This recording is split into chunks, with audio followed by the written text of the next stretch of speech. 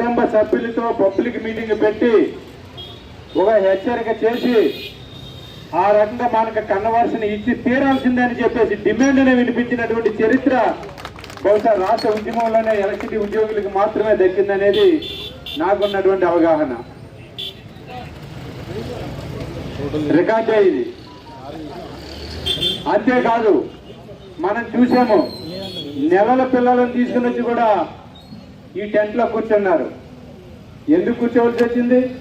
చిన్న చిన్న పిల్లలు, మహిళలు ఎందుకు కూర్చోవలసి వచ్చిందనంటే ఈ ప్రభుత్వం, గత ప్రభుత్వం మనల్ని దగా చేసింది, ఈ ప్రభుత్వం మనల్ని మోసం చేసింది.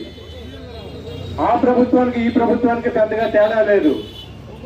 కాబట్టి మా పోరాటం ద్వారా మాత్రమే మా సమస్య పరిష్కరించుకుంటాము అని మీరే కాదు, మీ ఆర్టిజన్సే కాదు, మీ కుటుంబ సభ్యులుగా మేము కూడా హైదరాబాద్ వస్తాము, ప్రభుత్వానికి మా సంగతి ఏదో తేలిస్తామని చెప్పి వచ్చినటువంటి మీ అందరికీ కూడా ప్రత్యేకంగా ధన్యవాదాలు తెలియజేస్తా ఉన్నాము. ఇక అసలు ఆర్టిజన్స్కి వచ్చిన సమస్య ఏంటి? ఈ రోజు ఇక్కడ ఆర్టిజన్స్ కన్వర్షన్ కావాలని ఇందిరా పార్క్ లో మనం పెద్ద ఎత్తున సభ జరుపుతా ఉంటే విద్యుత్ శాఖ మంత్రి ఖమ్మంలో వెళ్ళి ఇనాగ్రేషన్ చేస్తా ఉన్నాడు. అంటే ఇక్కడ జరుగుతున్నటువంటి సభ కోసం ఆయనకి సోయ లేదు, సీమ కుట్టినట్టు కూడా లేదు. మీ పని మీరు చేసుకుని వెళ్ళండి, మా పని మేము చేసుకుంటామని చెప్పేసి ఖమ్మంలో ఇనాగ్రేషన్స్ రిబ్బన్లు కట్ చేసే ప్రయత్నం చేస్తా ఉన్నాడు. దీన్ని ఏమనాలి? దీన్ని ఆర్టిజన్స్ యొక్క కుటుంబాలుగా మనం ఎట్లా చూడాలి? ఇది చాలా బాధాకరమైనటువంటి విషయం. నెలకు ఒక ఆర్టిజన్ పోల్ మించి పడి చనిపోతా ఉన్నారు. కరెంటు షాక్తో మొత్తం కాలిపోతా ఉన్నారు. కాలిపోయి చనిపోయినటువంటి కార్మికులు ఇక్కడ కుటుంబాల భార్యలు ఇక్కడ కూడా ఈ ధర్నాలో ఉన్నారు. వాళ్ళు చిన్న చిన్న పిల్లలు ఉన్నారు, 1-2 సంవత్సరాల పిల్లలు ఉన్నారు. వాళ్ళకు వయసు వచ్చి యుక్త వయసు వచ్చిన తర్వాత వాళ్ళ తల్లిదండ్రులు స్కూల్లో పిల్లలు అమ్మ నాన్న ఎక్కడైనా అడిగితే ఏం చెప్తారు మీరు? ఇది ప్రభుత్వానికి బాధ్యత లేదా? మరి ఈ ప్రమాదాలు జరగకుండా నివారణ చేసే బాధ్యత ప్రభుత్వానికి లేదా? డిపార్ట్మెంట్కి లేదా? ఒక కార్మికుడు చనిపోయాడనంటే కనీసం యాక్షన్ కూడా తీసుకునే పరిస్థితి లేదు. ఒక అధికారి మీద ఒక కార్మికుడు చనిపోతే దానికి బాధ్యత వహించాల్సింది అధికారులు. అటువంటి అధికారుల మీద చిన్న చర్య కూడా లేనటువంటి పరిస్థితి. అంటే మనమే పోలెక్తాము, మనమే కరెంట్ షాక్ కొట్టించుకుంటాము, మనమే కింద పడతాము, మనమే చనిపోతాము. ఇంతే కదా? ఇదేనా డిపార్ట్మెంట్ అంటే? ఈ ఎలక్ట్రిసిటీ డిపార్ట్మెంట్ అనేది ఒక వ్యక్తి జేబు జాగీరు కాదు, ఇది ఒక జేబు సంస్థ కాదు. ఈ రాష్ట్రంలో ఉన్నటువంటి సుమారుగా 4 కోట్ల మంది తెలంగాణ ప్రజల యొక్క ఆస్తులు ఇవి. అటువంటి పబ్లిక్ యొక్క ఆస్తులలో పనిచేస్తున్నటువంటి నిరంతరం రైతులకు సప్లై ఇవ్వాలి, ఫ్యాక్టరీలకి సప్లై ఇవ్వాలి, వినియోగదారులకు కూడా ఇవ్వాలి, విద్యుత్ కూడా ఇవ్వాలి. అంటే గతంలో కరెంటు పోతే వస్తే రానిలే, ఎప్పుడు వస్తే అప్పుడే చూసుకోవచ్చు అనుకునేవారు. ఇప్పుడు ఒక్క క్షణం కరెంటు పోతే ఫోన్లు ఎట్లా వస్తాయి? క్షణం కూడా తీరిక లేకుండా కరెంట్ ఎందుకు పోయింది, ఎప్పుడు వస్తుంది, ఎందుకు ఎవరు, అసలు నువ్వెవరు, నీ మీద సీఎండి కంప్లైంట్ చేస్తాను, సిఈ కంప్లైంట్ చేస్తానని చెప్పేసి ప్రజలు దమ్ము చేసి వదులుతూ ఉంటే ఆ యొక్క ప్రజల యొక్క పెట్టే టెన్షన్స్ తట్టుకోలేక మనం వెళ్ళి మృత్యువాత పడతా ఉన్నాం. ఎందుకు మృత్యువాత పడవలసి వస్తుంది? ఎందుకు పడవలసి వస్తుందంటే ఈ రాష్ట్రంలో, ఈ తెలంగాణ రాష్ట్రంలో 1,85,00,000 మంది వినియోగదారులు ఉన్నారు. 1,85,00,000 మంది. ఉద్యోగులు ఎంతమంది ఉండాలా? ఉద్యోగులు కనీసం 85,000 నుంచి 90,000 మంది ఉండాలి. కానీ ఈ రోజున ఉన్నది 40,000 మంది, ఇంక్లూడింగ్ ఇంజనీర్స్తో కలిపి. 48,000 కంటే ఒక్కడు కూడా ఎక్కువ లేడు. అంటే ఇంతమందికి 90,000 మంది, 85,000 మంది చేయాల్సినటువంటి పని 48,000 మంది కార్మికులు చేస్తే మరి వీళ్ళ మీద ఎంత టెన్షన్ ఉంటుంది? ఇది ప్రభుత్వం దృష్టికి పదే తీసుకుని వెళ్ళాము. అయ్యా, సర్వీసులు పెరుగుతూ ఉన్నాయి, సబ్ స్టేషన్స్ పెరుగుతూ ఉన్నాయి, కార్మికుల్ని రిక్రూట్మెంట్ చేయండి అని అడుగుతున్నాం. చేయట్లే. అంటే బహుశా మీలో కూడా ఏంటి జేఏసీ చైర్మన్ గారు రిక్రూట్మెంట్ చేయమని అడుగుతున్నాడు, మరి మా సంగతి ఏంటని చెప్పేసి డౌట్ వస్తుంది. ఏం డౌట్ పడాల్సిన పని లేదు. నిన్న మొన్న పత్రికల్లో వచ్చింది, ఎన్పిటిసిఎల్లోని ఎస్పీటీసీఎల్లో ట్రాన్స్కో జెన్కోలో కలిపి జూనియర్ లైన్ మెన్ జేఎల్ఎం పోస్టులు రిక్రూట్మెంట్ చేస్తామని చెప్పేసి చెప్పింది. చెయ్యండి, మా యొక్క ఆర్టిజన్స్ మీద లోడు తగ్గించండి. కానీ ఎప్పుడు చేయాలి మీరు? ఎప్పుడు చేయాలనంటే ఈ 20,000 మందికి కన్వర్షన్ ఆర్డర్ చేతికి ఇచ్చిన తర్వాత మాత్రమే రిక్రూట్మెంట్కి వెళ్ళాలి తప్ప అంతకు ముందు నేను నోటిఫికేషన్ ఇస్తాను, రిక్రూట్మెంట్ చేస్తాను, పోల్ క్లైమింగ్ చేస్తాను, ఇంకోటి చేస్తానంటే బిడ్డ పాతిన పోల్స్ అన్ని కూడా తీసి పక్కన పెడతారు మా ఆర్టిజన్స్. గుర్తుంచుకోండి. అసలు పోల్ ఎక్కడానికి ఎవడొస్తాడో కూడా చూస్తాం. మేము వదిలే ముచ్చటే లేదని చెప్పేసి కూడా చెప్పదలుచుకున్నాం.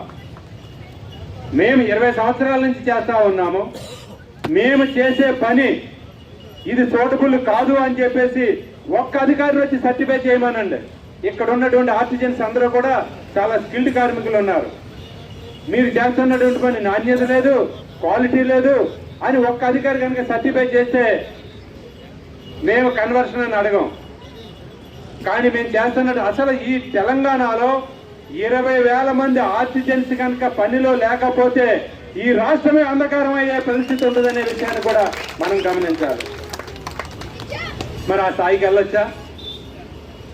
కేసీఆర్ గారు మోసం చేశాడు, ఆయన ఇంటికి పంపించేమో. కాంగ్రెస్ రేవంత్ రెడ్డి గారు, బట్టి విక్రమార్క గారు, కాంగ్రెస్ పార్టీ న్యాయం చేస్తుందని చెప్పేసి వచ్చాము, ఎదురు చూస్తూ ఉన్నాము. మరి మీరు కూడా అదే బాటలో పోతారా? మా న్యాయమైనటువంటి డిమాండ్ను పరిష్కారం చేయరా? చేస్తారని చెప్పేసి ఎదురు చూస్తూ ఉన్నాం. మీ ప్రభుత్వానికి వ్యతిరేకంగా ఇంతవరకు ఒక్క మాట కూడా మాట్లాడలే. మా జేఏసీ నాయకులు కావచ్చు,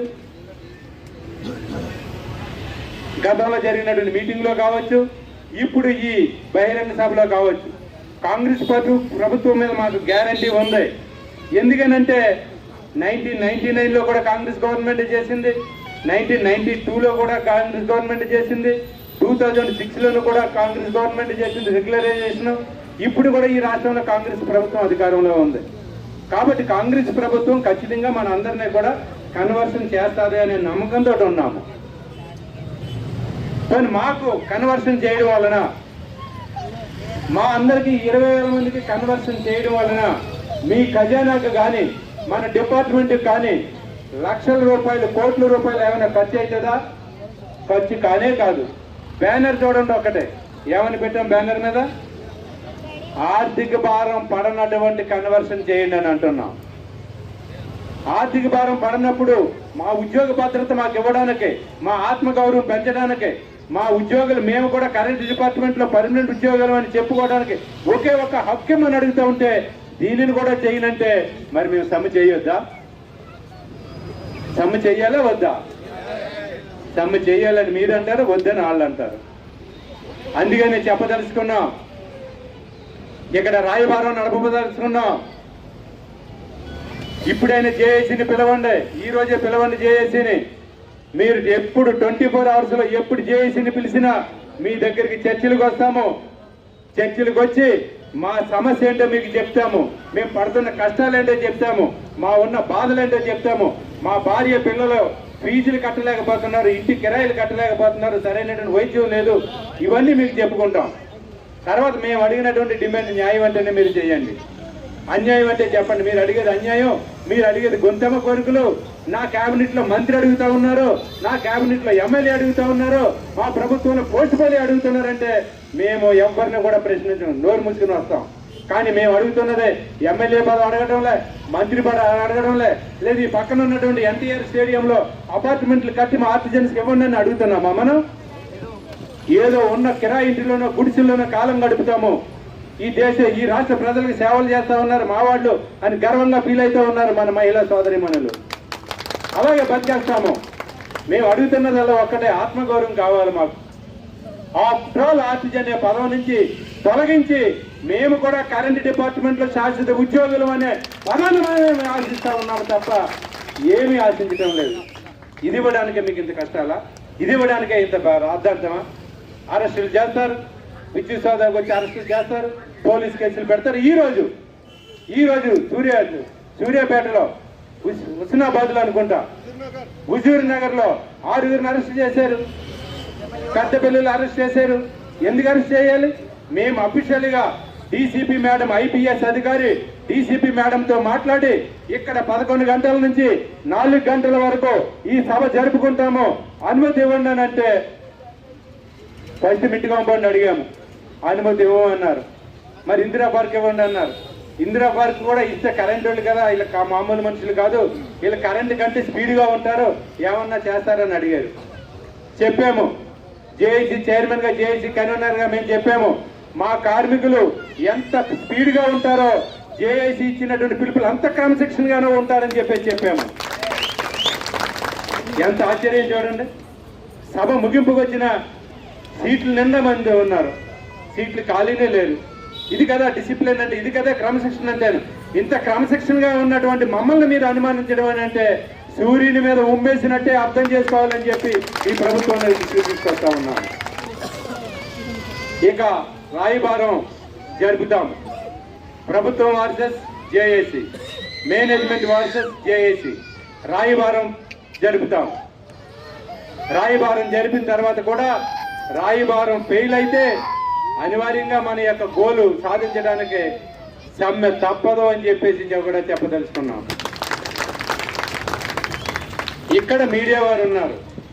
మీడియా వారు కూడా మన రిపోర్ట్ని మొత్తం చూపిస్తారో లేదో తెలియదు, చూపించాలని చెప్పేసి అని అనుకుంటున్నాం. అన్నింటికంటే ముఖ్యంగా స్పెషల్ బ్రాంచ్ వాళ్ళు ఉన్నారు, విజిలెన్స్ వాళ్ళు ఉన్నారు, మీ మధ్యలోనే ఉన్నారు. మీకు తెలియదు కాబట్టి మన ఆర్టిజన్ అనుకుంటారు, మీ పక్కనే కూర్చొని ఉన్నారు, చూసుకోండి. అలా అని చెప్పేసి అనుమానించేది ఎవరినైనా ఉండనివ్వండి. ఈ సభ ద్వారా ఆర్టిజన్స్ కోరిక ఏముందో ఈ కోరికని ప్రభుత్వం దృష్టికి తీసుకుని మీరు కూడా మా జేఏసీకి సహకరించండి అని చెప్పేసి స్పెషల్ బ్రాంచ్ వారికి, విజిలెన్స్ వారికి విజ్ఞప్తి చేస్తా ఉన్నాం. అది కాదని చెప్పి మా మీద రకరకాల ప్రయోగాలు చేసినట్లయితే ముందే మేము కరెంటు కార్మికులమి, పాకిస్తాన్ బార్డర్లో ఉన్నటువంటి సైనికులు ఎదురుగా శత్రువు కనిపిస్తే పోరాటం చేస్తారు, గన్ AK-47 చేస్తారు. లేదా ఇంకొకరు ఎవడైనా శత్రువు కొట్టడానికి వస్తూ ఉంటే మనం డిఫెన్సివ్గా నిలబడి ఎట్లా వస్తావు రారా చూసుకోవచ్చని అంటారు. కానీ కరెంటు విషయంలో మట్టి మాత్రం కనిపించిన శత్రువుతో పోరాటం చేస్తా ఉన్నాం. మనం చేస్తున్నామా లేదా? కరెంటు వైర్లో కరెంట్ ఉంటుందా లేదో తెలుస్తుందా? మనకే కాదు, ఎవరికి ప్రపంచంలో ఎవరికి కూడా కరెంటు వైర్లో కరెంట్ ఉందో లేదో తెలియదు. ఏమన్నా డౌట్ ఉంటే పోయి పట్టుకోమనండి, చెప్పుద్ది, కరెంటు చెప్పుద్ది. అంత ధైర్యం ఉంటే, ఈ వైర్లో కరెంటు లేదు అనే ధైర్యం ఉంటే పోయి పట్టుకోమనండి, అది చెప్పుద్ది. అట్లాంటి శత్రువుతో నిరంతరం పోరాటం చేస్తున్న మా ఆర్టిజన్స్కి ఈ పోరాటాలు పెద్ద లెక్క కాదు, పోలీసులు జైళ్లు అంతే లెక్క కాదని చెప్పేసి మేము చెప్పదలుచుకున్నాం. కాబట్టి ఇప్పటికైనా ఈ ప్రభుత్వం దృష్టికి తీసుకుని వెళ్తా ఉన్నాం. కేసీఆర్ గారు మోసం చేశారు. కేవలం ఆర్టిజన్స్ అనే పదం, దీన్ని మోసం చేయడానికి కూడా రకరకాల పైరువేలు, రకరకాల కారణాలు ఉన్నాయి. అవన్నీ ఇప్పుడు చెప్పుకుంటే మీరందరూ నిద్రపోతారు, భోజనాలు కూడా టైం దాటిపోతా ఉంది. కానీ కారణాలు ఏమైనా మోసం అయితే జరిగింది. ఆ మోసం నుంచి ఇప్పుడే ఇదే కాంగ్రెస్ నాయకులు అసెంబ్లీ లోపల బయట కూడా అన్నారు, కేసీఆర్ ప్రభుత్వం విద్యుత్ సంస్థలో పనిచేస్తున్నటువంటి కాంట్రాక్ట్ కార్మికులు మోసం చేసింది, పర్మనెంట్ చేస్తున్నానని చెప్పేసి ఆక్సిజన్ ఇచ్చారు. మా ప్రభుత్వం వస్తే చూడండి, మేము వీళ్ళని పల్లకీలు ఊరేగిస్తాము, స్వర్గంలో ఊరేగిస్తాము, వీళ్ళందరినీ రెగ్యులరైజ్ చేస్తామని పాదయాత్రలో ఇప్పుడు చెప్పారా లేదా? మనకి చెప్పినటువంటి వాగ్దానాన్ని అమలు చేయమని అడుగుతున్నాం, అంతకంటే ఏం అడగట్లే. మరి అమలు చేస్తారా లేదా తేల్చాలి మీరు. మా డిమాండ్ బట్టి మాత్రం మీరు ఇచ్చినటువంటి వాగ్దానాన్ని అమలు చేసి తీరాలి అని చెప్పేసి కూడా మేము చెప్పదలుచుకున్నాం. లేకపోతే చూస్తూ ఊరుకోము, ఇందిరా పార్క్ వస్తాము, టెంట్లో కూర్చుంటాము, చైర్మన్ గారు ఉపన్యాసం చెప్తారు, మేము చప్పట్లు కొట్టిపోతాము. జామ్తానే ఒక్కొక్క ఆక్సిజన్ కార్మికుడి యొక్క భార్య, ఒక్కొక్క ఆక్సిజన్ యొక్క మహిళ, ఆక్సిజన్ యొక్క భర్త, పిల్లలు, తల్లి, తండ్రి మాకు అన్యాయం జరిగితే వాళ్ళందరూ కూడా రేపు మీ జిల్లా కలెక్టర్ ఆఫీసులకు, మీ ఎస్సీ ఆఫీసులకు రావడానికి కూడా సిద్ధంగా ఉన్నారు. పోతారా లేదా? 100% పోతారు, దాంట్లో డౌటే లేదు. అంతవరకు రావడం అవసరమా అనేది ఈ ప్రభుత్వాన్ని ప్రశ్నిస్తా ఉన్నాం. మా సహనాన్ని పరీక్షించొద్దు. ఇప్పటికే చాలా సేవ చేసాం డిపార్ట్మెంట్కి, చాలా అంటే చాలా చేసాం. మీరు ఇచ్చినటువంటి 350, 400 రూపాయల నుంచి ఈ స్థాయికి వచ్చాం. ఇది కూడా సరిపోవడంలే. కాబట్టి మాకు కన్వర్షన్ చేయడమే మా ఏకైక డిమాండ్. ఇంకా ఇతర డిమాండ్లు ఉన్నాయి, ఏపీఎస్సీబీ రూల్స్ అనే చిన్న చిన్న డిమాండ్లు ఉన్నాయి. అవన్నీ జేఏసీ నాయకులుగా మాట్లాడి ఏమేమి పెట్టాలి, ఎట్లా పెట్టాలనేది మేము పరిశీలన చేస్తాము. కానీ అంతిమంగా బట్టి మాత్రం కన్వర్షన్ సాధించే వరకు మన జేఏసీ ఉంటుంది. ఇది నేను చెప్పదలుచుకున్నది. ఇంకొక చిన్న రిక్వెస్ట్ చెప్పదలుచుకున్నాం. ఈ రోజు బహిరంగ సభ విజయవంతం అయ్యింది, దాంట్లో ఏ రకంగానూ డౌట్ లేదు. రానటువంటి వాళ్ళకి, ఈ బహిరంగ సభకి రానటువంటి వాళ్ళు అయ్యో కోల్పోయామే ఇంత మంచి అవకాశాన్ని అని అనుకుంటారు. అయినా టీవీలోనూ క్లిప్పింగ్స్లోనూ వస్తాయి చూడండి. కానీ అన్నింటికంటే విషయంగా ఈ ఆర్టిజన్స్ కన్వర్షన్ కోసం అడ్డుపడుతున్నటువంటి వాళ్ళందరూ ఈ రోజు నుంచి అడ్డుపడడం అనేది విరమించుకోండి. జేఏసీతో చేయి కలపండి. జేఏసీతో చేయి కలిపి ఈ ఆర్టిజన్ కన్వర్షన్లో మేము కూడా భాగస్వామ్యం అవుతాం, మేము సైతం అనే పద్ధతిలో ముందుకు రండి. అందరం కలిసి యూనియన్లకు అతీతంగా ఆర్టిజన్స్ యొక్క కన్వర్షన్ ధ్యేయంగా పెట్టుకుని ముందుకు వెళ్ళొచ్చు. ఆ రకంగా ఇతర సంఘాల నాయకులకు కూడా మేము ఈ వేదిక నుంచి విజ్ఞప్తి చేస్తా ఉన్నాం. ఆ రకంగా రాబోయే రోజుల్లో మన పోరాటాన్ని మరింత ఉధృతం చేయొచ్చు. ఆ రకంగా ముందుకెళ్ళి మన యొక్క డిమాండ్లు సాధించుకోవడానికి మీరందరూ కూడా సహకరించాలి, కుటుంబ సభ్యులుగా సహకరిస్తారని చెప్పేసి ఆశిస్తూ నా ఉపన్యాసాన్ని